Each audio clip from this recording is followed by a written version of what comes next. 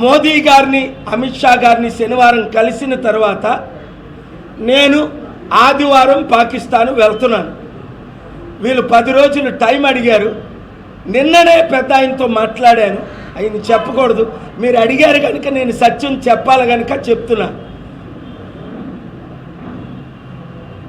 పాకిస్తాన్ యుద్ధం ఆపడానికి అన్ని ప్రయత్నాల్లో ఉన్నాను. మొన్న టర్కీ వెళ్ళాను. రష్యా యుక్రెయిన్ యుద్ధం ఆపడానికి చర్చలు జరిపాను. ఎప్పుడు? ఏప్రిల్ గత నెలలో 2 వారాల క్రిందట 1200 మంది పెద్ద లీడర్స్, మా కోఆర్డినేటర్, మా అంబాసిడర్ పెట్టిన మీటింగ్ వచ్చారు. నన్ను ఎవరిని తీసుకొని రమ్మంటే వారిని తీసుకొని వెళ్తాను. ఫోన్లోనే యుద్ధం ఆగితే, ఎందుకంటే ఇప్పుడు ఇండియా స్ట్రైక్ చేసింది, మేము స్ట్రైక్ చేస్తామని అంటున్నాం. మేము టార్గెట్ చేసి అణుబాంబుల ద్వారా తుడి చేస్తాం అంటున్నారు. అన్నారా లేదా? మన దేశంలో రాష్ట్రంలో హై అలర్ట్ పెట్టారా లేదా? వద్దు, శాంతే కావాలి అని. మరి ఇండియా ఎందుకు స్ట్రైక్ చేసిందని అడిగారు. ఇండియా చేసింది టెర్రరిస్ట్ క్యాంపులను మాత్రమే.